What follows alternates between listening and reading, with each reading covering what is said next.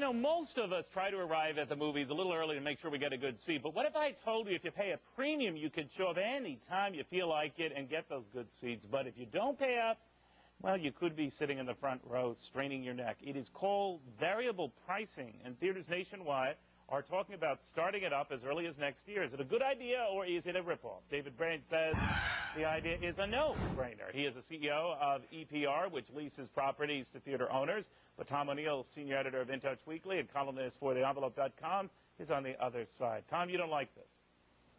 It's a terrible idea, Neil. Why? Come on.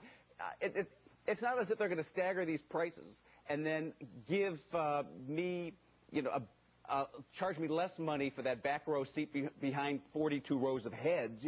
What it is one more way to weasel money out of us as moviegoers, and it's already too expensive. The average ticket price in a metropolitan area anyway is $10. The popcorn, the Coke costs you $1 billion. Then you have to sit through 22 minutes of commercials before the film starts. David, it does seem obnoxious. Oh, to get that kind of value for average ticket in the U.S., $6.25?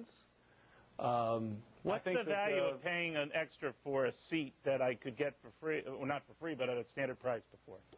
Well, it's a matter of choice. It's a matter of convenience, and it's also a matter of value. There's been a lot invested in theaters over the last 5-6 years. It's really about a third of the screens in the U.S. have changed over into the new megaplex format. It's a higher value, higher luxury, higher convenience. Yeah, but David, you know what? You guys are thrusting these commercials before the movies that I don't want to see.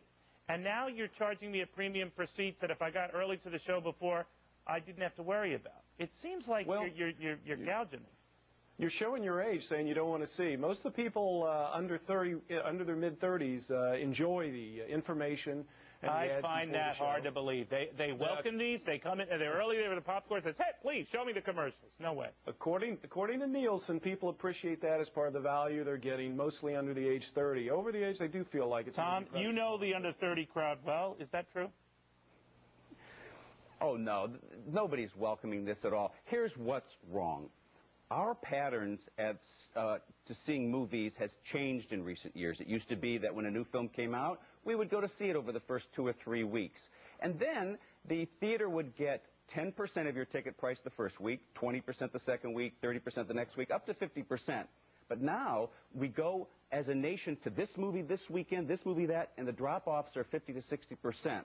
Now, what has happened as a result of that is the theaters are being squeezed. This is, this is an economic problem for the theaters, but they have not adjusted their percentage splits with Hollywood, and that's what's really the problem here. Well, on one hand, you've got the theater making less money because of this viewing trend, and then you've got Tom Cruise, Spielberg, grabbing 30% of the gross on the other end of movies and 50% of DVD money. Well, let David answer that. David, he threw a lot at it. Go ahead.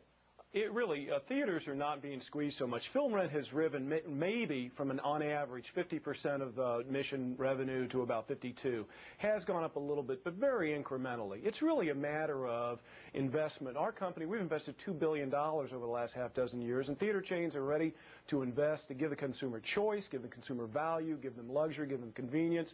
We saw this last year. You see during the Christmas holidays, luxury goods did very well. I understand that, David, but in a lot of cases, they're looking for choice. But I thought when you started showing commercials in the movie theaters, I thought it would put a ceiling on how much I was going to pay for a ticket. It didn't.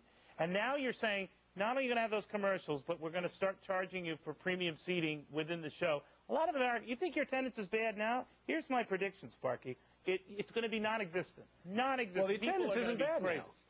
The attendance isn't bad now. The attendance has been, it was off last year, grabbed a lot of headlines. It was off in the summer. There were a lot of reasons for that. Summer of '04 was really an anomaly, and the comparison '05 was bad. But really, the attendance trends are still, over the last 10 or 15 years, are still 3-4% growth. Well, you know what, David? I'm going to have you back. I'm going to have you back because I think you're wrong. But I think you argue your point well. It was very good having you, very good having Tom.